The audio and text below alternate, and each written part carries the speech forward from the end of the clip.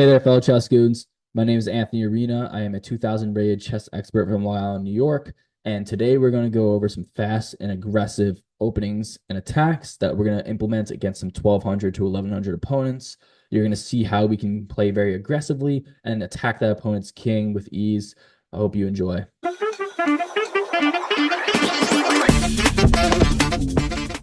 1153 versus 1141. D4 is the rule of trade. And we get the Harwitz defense, which will lead to probably a French position. Usually I like to play E4 here and let him go into the French, but honestly, let's continue with our regular development of D4, C4. And we'll just take a big control over the center.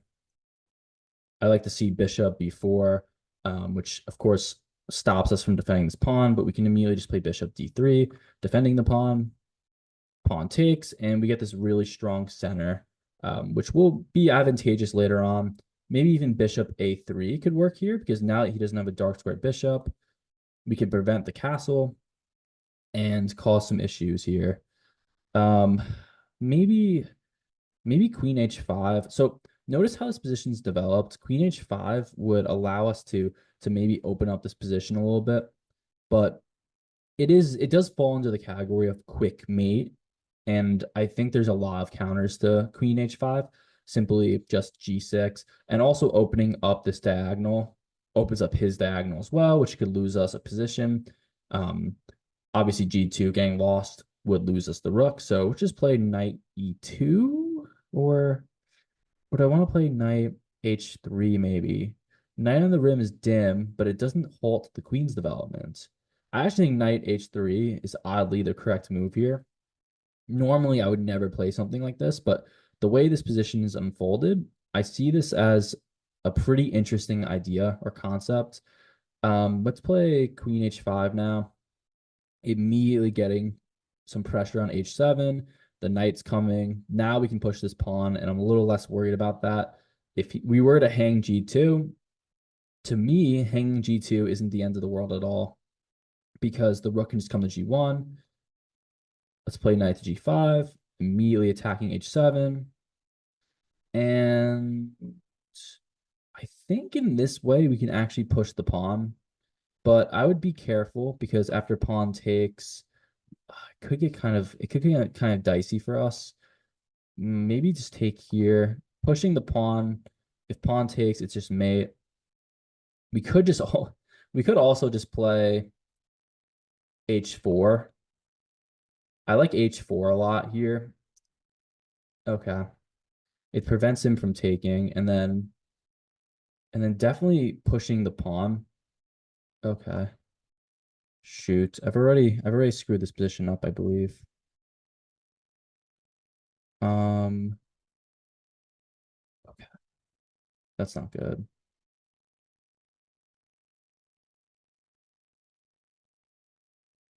Let's we have main one. Let's see if we can threaten this still. If pawn takes back and the knight is lost. But here in this situation, we at least oof. Okay, here's a tactic I think we're gonna go for. We're gonna start off with G6, which would limit that king's mobility greatly. And we actually do have a tactic here that could win the game on the spot. So notice the bishop on G2 is attacking the rook. And this looks very bad, but we actually have something called replacement theory here. Well, I gotta be careful though, because actually, now that I'm looking at this, I'm finding that this doesn't necessarily work. Okay. What do I do here? Do I just play rook H2 to attack the bishop? Yeah, let's so we're a little premature here. We'll play rook H2 to attack the bishop. We need the bishop to vacate the H3 square, and now we can hit this tactic. So hear me out, guys. We have a brilliant tactic here. Rook H8. It hits the king, and now we can slide the queen over to H3, check the king. King is now once again back in his space.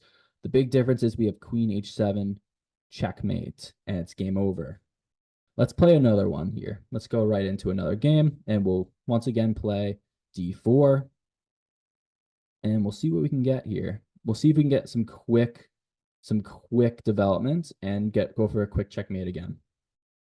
So pawn takes here, no big deal. We're just going to develop our knights, develop the other knight to f3. And in this way, we already have a pretty nice developmental lead. If the pawn takes, we can push the center. I like queen b3 here to add extra pressure to d5 and even threaten this square. And let's go ahead and take the center. Knight takes.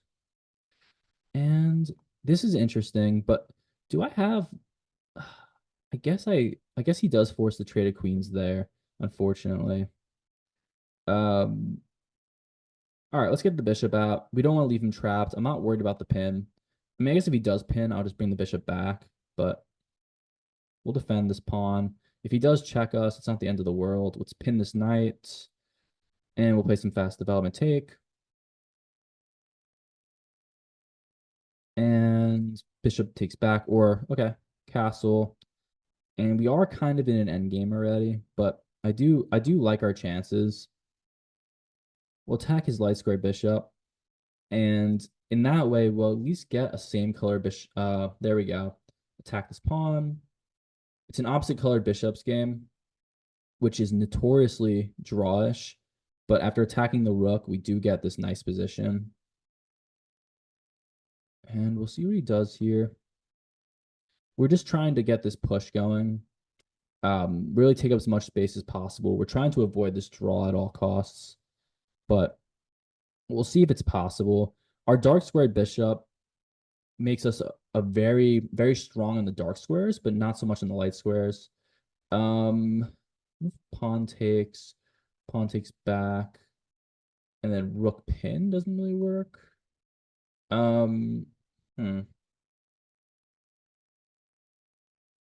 Let's go here, and then if bishop just takes,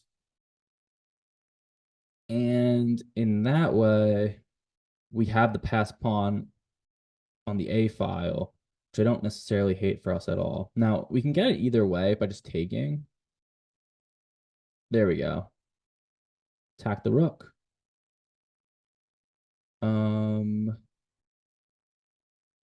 Let's go ahead and get the rook on B1. I think that makes sense. I mean, I don't know. Nah, I mean, here we go. Just this.